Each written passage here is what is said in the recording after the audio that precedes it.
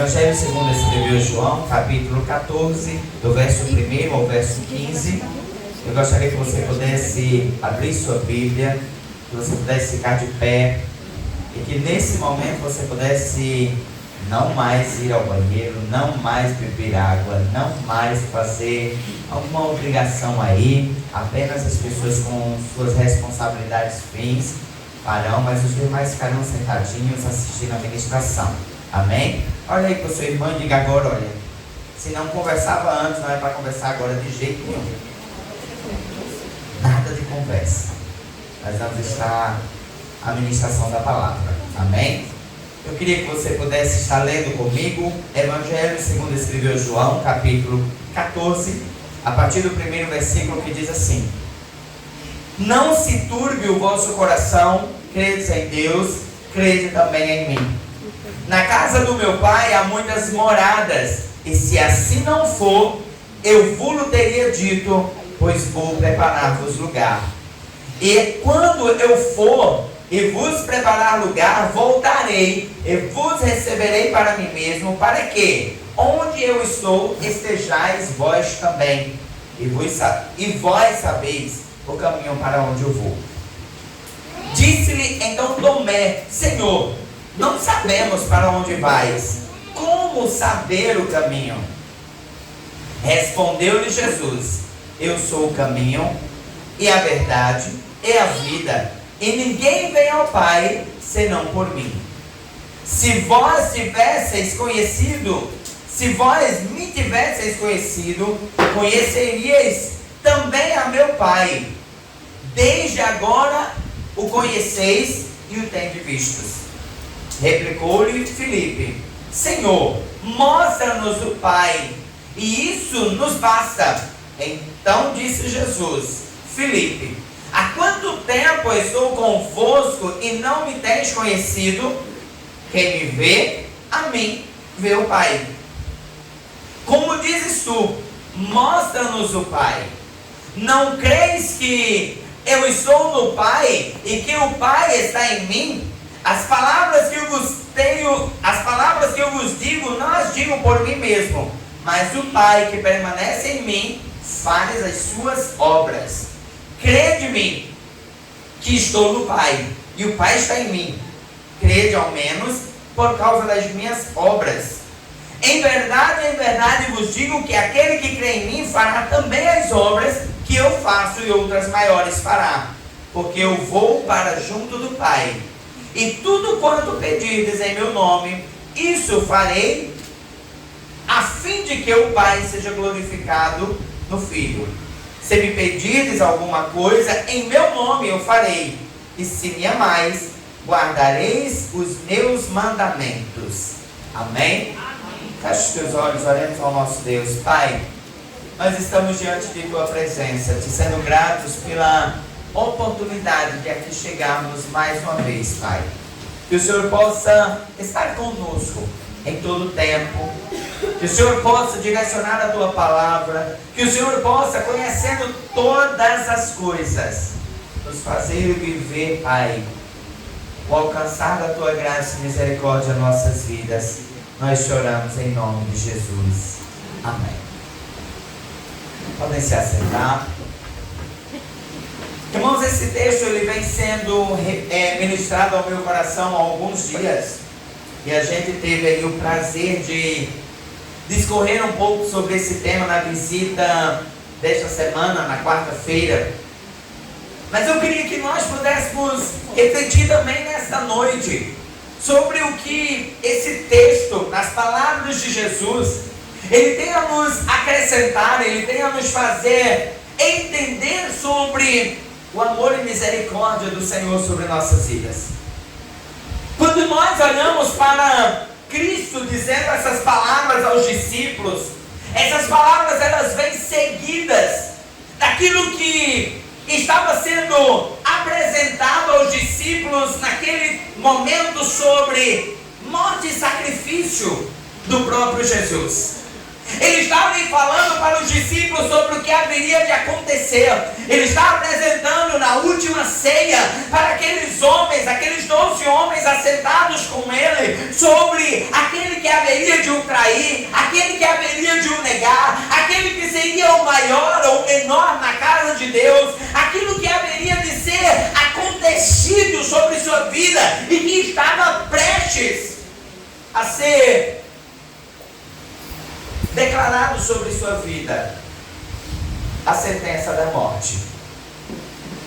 E quando Jesus ele está escrevendo essas palavras, ou melhor, ele está dizendo essas palavras aos discípulos, ele agora chega diante daquela realidade clara, evidente sobre aqueles homens, e ele diz: não se turbem,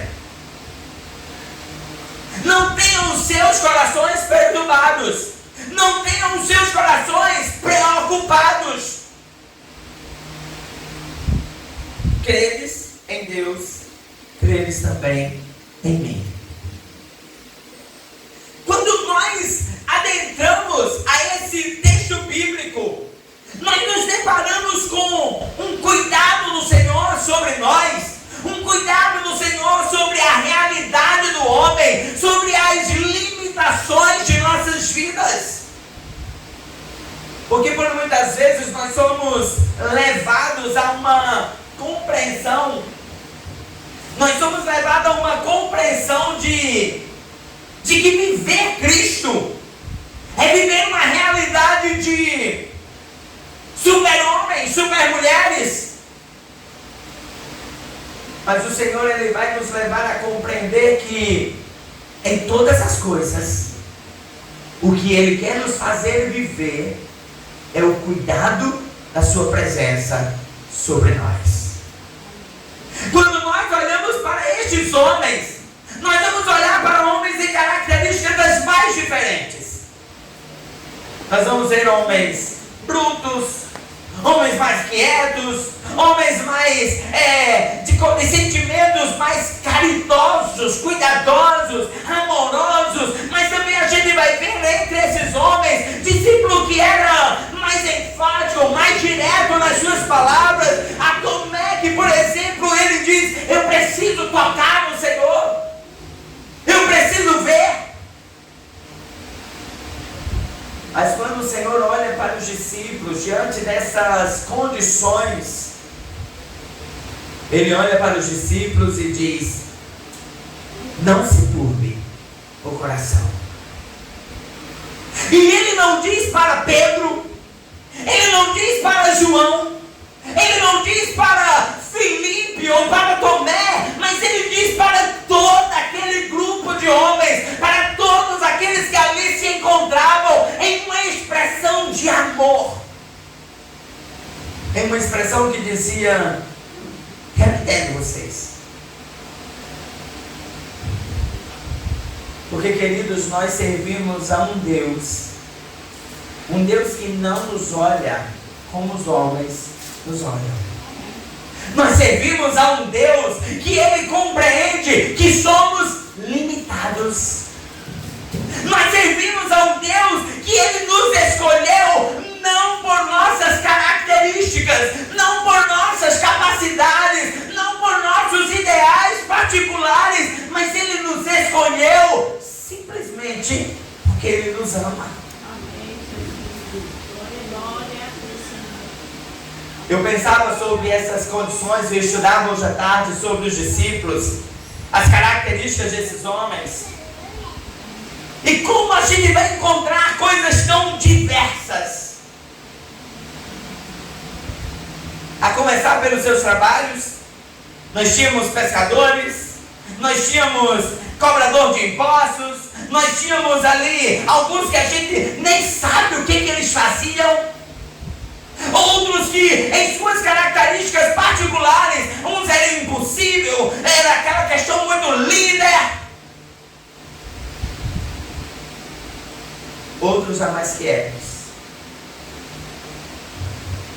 Mas quando nós olhamos para tudo isso, nós vamos ver Deus escolhendo a cada um deles, não pelo que eles podiam oferecer. O Senhor escolhe a cada um suas capacidades limitadas. É como nós olharmos para as nossas vidas e olhar para esta comunidade e pensar: por que Deus escolheu a Raquel? Por que Deus escolheu a Emanuel? Por que Deus escolheu a Eliane?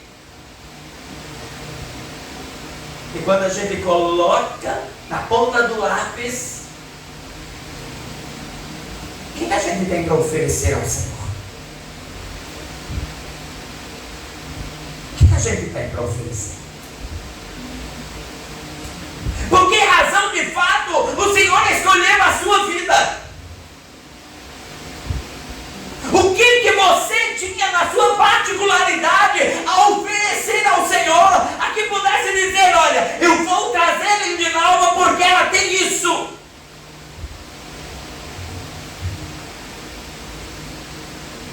O que na verdade nós encontramos no Senhor é um Deus que olha para cada uma de nossas vidas e por sua infinita misericórdia, Ele nos atrai à sua presença. Quando Jesus ele caminha pela cidade, ele não chega e diz assim: deixa eu olhar aqui para Mateus, deixa eu observar quem é este homem, deixa eu tentar conversar com ele, fazer uma entrevista, conhecer qual é as suas capacidades, quais são os seus pontos fortes, os seus pontos mais fracos. Não, ele apenas passa por Mateus e diz: segue-me. Ele apenas passa por Pedro e diz: segue-me. Ele apenas passa por João e diz: segue-me. Porque o Senhor não está procurando homens e mulheres capazes. Porque o Senhor não está procurando homens e mulheres possuidores de características que sejam evidenciadas no ministério. O Senhor não está procurando os maiores oradores para serem pregadores da palavra. Ele não está procurando os mais artísticos da música para que possam ser líderes de louvor. O Senhor não está procurando pessoas que fizeram um curso de relacionamento para estar à recepção da igreja. Apenas o Senhor disse: Silvana, segue-me. Apenas o Senhor disse: Ismar, segue-me. Apenas o Senhor disse: Wallace, segue-me. Porque diferente de nós, o Senhor não faz uma pré-seleção para o seu reino. Ele pega homens e mulheres frágeis. Ele pega homens e mulheres diferentes. Se a gente parasse para conversar hoje sobre quem era cada um de nós, a gente já viu testemunhos sobre Emanuel, forrozeiro fino, que num período como esse estaria no Parque do Povo, dando o que tinha com a sua única perna. Mas estava lá. Lindinalva em casa descabelando, querendo que ele não fosse. Mas de repente o Senhor disse: Emanuel, segue-me. Foi por causa que Emanuel sabia forrosear? É porque Emanuel possuía uma capacidade no ensino? É porque Emanuel tinha uma característica forte sobre a sua estrutura física? O Senhor apenas disse: segue-me.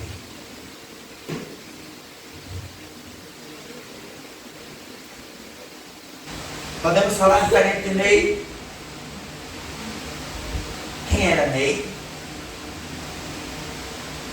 Bruto, bravo. Ainda é, né, Ney? Mas sabe o que é grandioso, irmãos? É que Deus não pegou e disse: Ney, tu é bruto, tu é bravo, deixa eu trazer você para cá. Agora tu é um cordeirinho. Você viu Deus fazer isso com Pedro? Você viu Deus pegar a Pedro e dizer: Pedro, eu estou me transformando, eu estou mudando você para que você possa ser meu discípulo? Não, ele está dizendo: Pedro, você ainda é bruto, você ainda tem muito a fazer, mas eu te quero por discípulo, segue-me.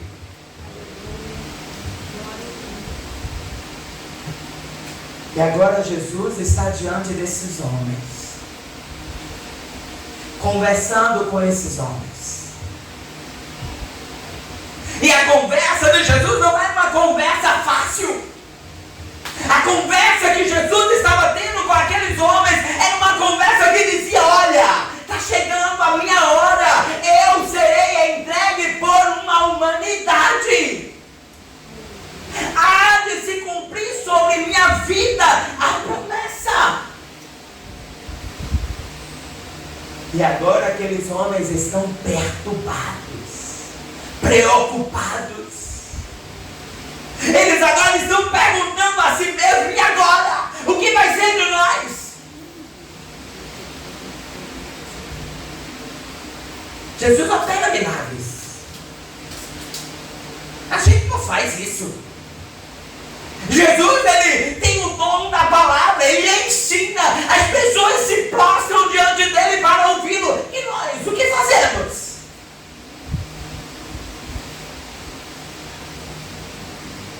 Aqueles homens estão como muitas vezes nós nos encontramos. Diante de situações, estamos muitas vezes parados em nosso quarto, sentado ali à cama e perguntando: e agora? Como vai ser? E agora, Senhor? Como é que eu vou agir? Mas Jesus olha para aqueles homens, e diferente do que nós por muitas vezes pudéssemos fazer, chegar e olhar e dizer: peraí, Luciana, tu é professora da RBD e tu está aí se questionando, tu não já ensinou tanto sobre isso? Ou talvez nós estivéssemos chegando e dizendo: e aí, Fátima, tu não lidera 5 de oração, tu não ora toda quarta-feira e agora está aí se perguntando sobre as coisas? Jesus, diferente, olha para aqueles discípulos e diz: eu entendo que não é fácil a notícia que vocês estão recebendo, mas não fiqueis perturbados.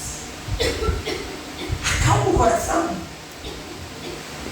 Credes em Deus, crede em mim.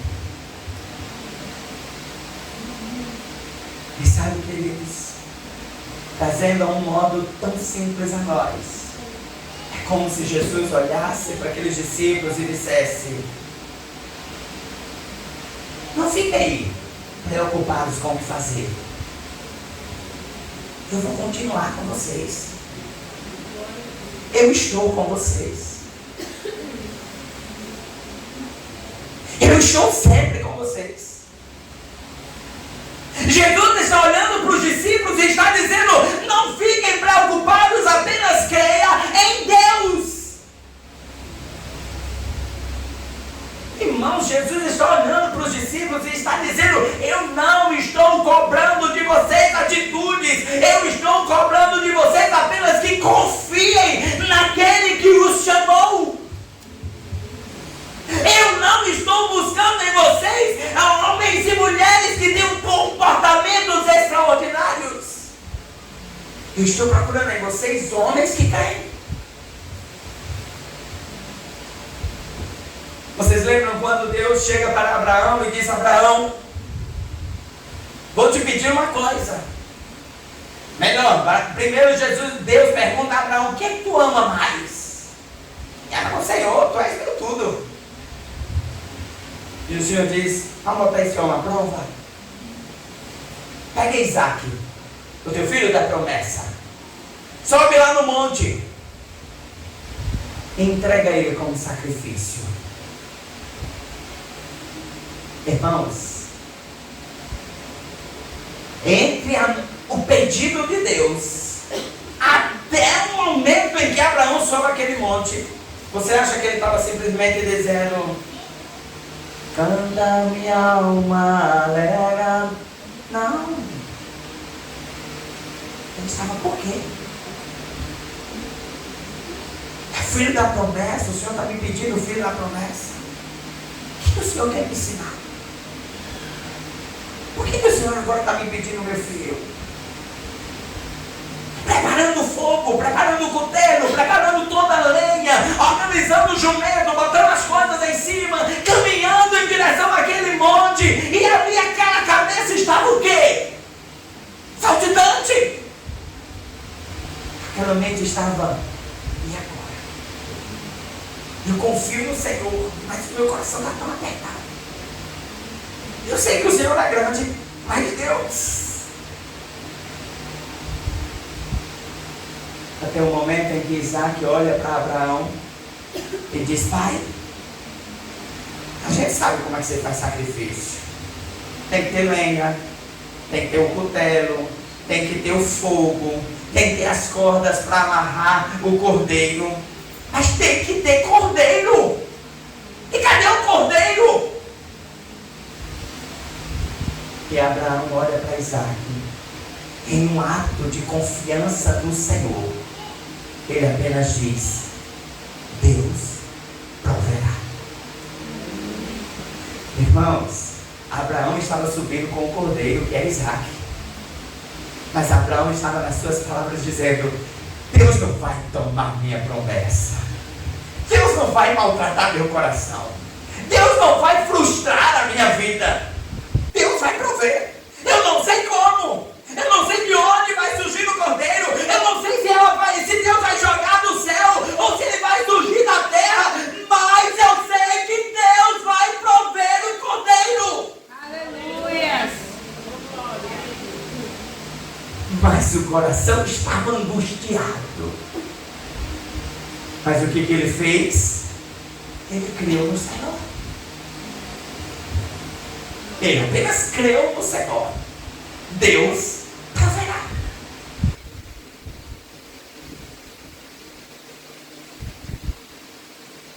Porque o Senhor está olhando para os discípulos, é isso que Ele está dizendo.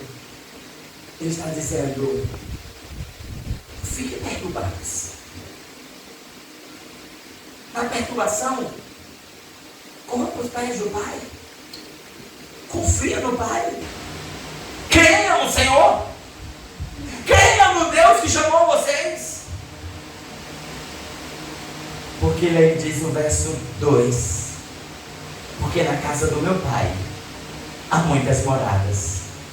Se assim não fora, eu vos teria dito, pois vou preparar-vos lugar. Jesus está olhando para aqueles discípulos e está dizendo: tenha um pouquinho de paciência. Porque aqui é passageiro. Aqui é por um tempo. Aqui é só uma fase. Mas eu estou indo para um lugar onde há muitas casas. E lá há um lugar para que você viva a eternidade. Irmãos, Jesus está deixando uma promessa. Jesus está dizendo: creia em Deus, creia em mim. E aí ele está dizendo: creia, porque você não vai ser frustrado. A batalha é um tempo. A tribulação é um tempo. Mas o Senhor está dizendo: eu conheço vocês. Eu sei quem vocês são. Eu sei quais são as limitações de vocês. Queridos, o que esse texto nos faz entender é que dias inevitáveis, maus, sempre virão. O que esse texto nos está dizendo é que dias difíceis sempre surgirão. Crise financeira, crise de relacionamento. Talvez o dia mau seja o diagnóstico de um médico sobre algo que você não queria ouvir.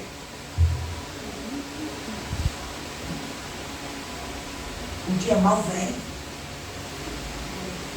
Para aqueles discípulos havia uma notícia difícil de ser assimilada.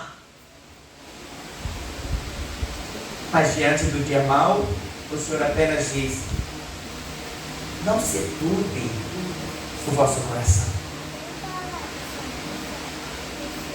Creia em Deus.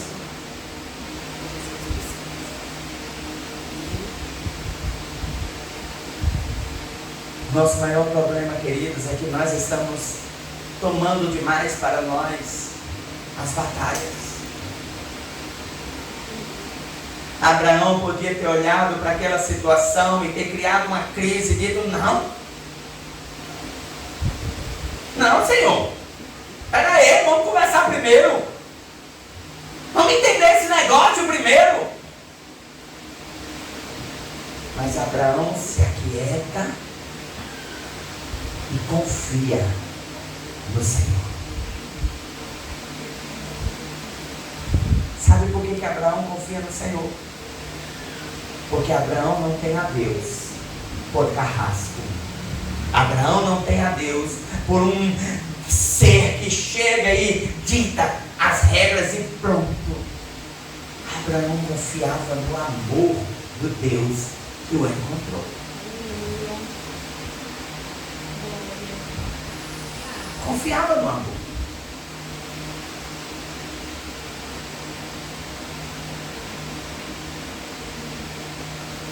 Sabe, queridos, o Senhor ele nos leva a compreender que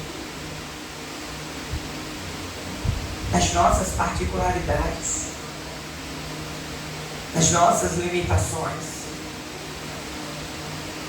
existe um que é terapeuta fiel sobre nossas vidas.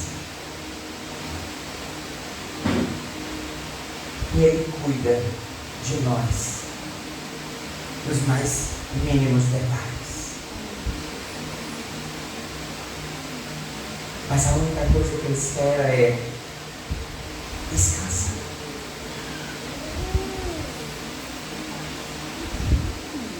Tem um salmo que nós cantamos algumas vezes aqui, em que ele diz: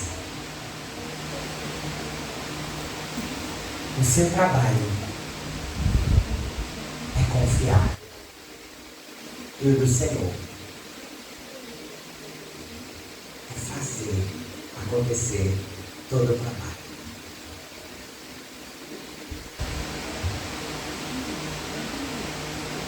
Nosso maior problema é que nós queremos assumir o papel do Senhor. Eu conversava há alguns dias sobre justamente essa condição da gente querer fazer com que as coisas sejam diferentes e ao nosso jeito. Quando a gente precisava era colocar diante do Senhor e deixar que Ele faça. E deixar que Ele haja. Porque se há um lugar que nós podemos ver tanto esse agir do Senhor, é onde nós estamos. Olha para a pessoa que está do teu lado. Olha aí para essa pessoa que está do teu lado. Quem era essa pessoa? Quem era a Silvana? Quem era a Silvana? Porque a gente só lembra de falar de lei, né? Mas Silvana também era fluxo de chefe? Não sei. Eita, nem está dizendo era não. E Lindy não, Emanuel.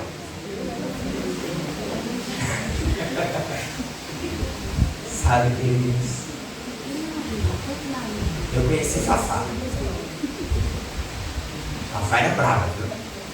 Fritava salgadinhos lá no partido de trás lá de casa. Maria que o diga, a braveza que era de Fafá. Ainda continua brava. Mas avançou um pouquinho. Mas, queridos, nós somos resultados do milagre do Senhor. Nós somos. Eu ia contar uma de Luciana, mas vou deixar quieto. Não, melhor. O Senhor que é mais melhor. Mas sabe, queridos, a gente precisa olhar e ver o cuidado do Senhor. Alguns dias eu estava, faz um tempinho, eu fui fazer uma visita à nossa irmã Janete. E ela contava lá de trás ela na batalha com seus meninos pequenos, sozinha. E quantas vezes Deus usou alguém para chegar lá e deixar uma feira, chegar lá e dar um acolhimento, para hoje estar aqui, testemunhando do que o Senhor fez. Foram os homens? Não, irmãos. É Deus.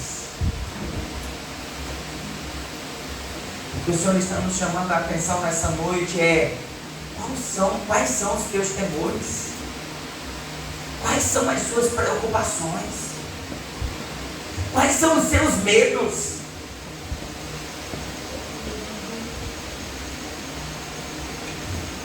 O Senhor chama: lança sobre Ele toda a vossa ansiedade, porque Ele é quem cuida de nós.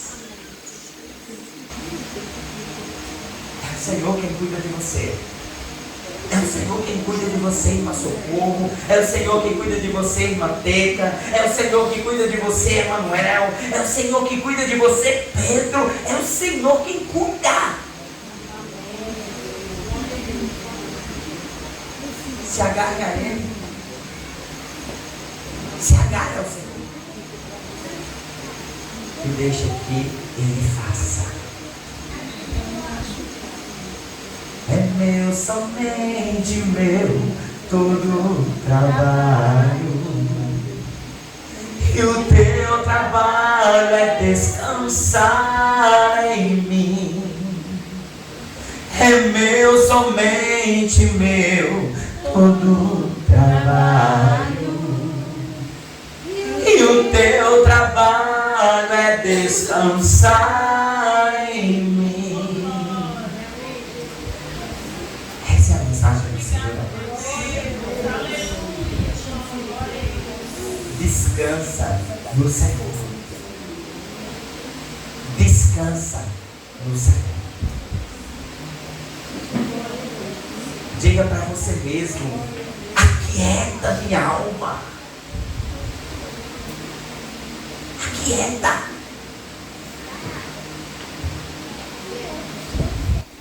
O Senhor, Ele tem cuidado demais. Eu queria que você ficasse de pé.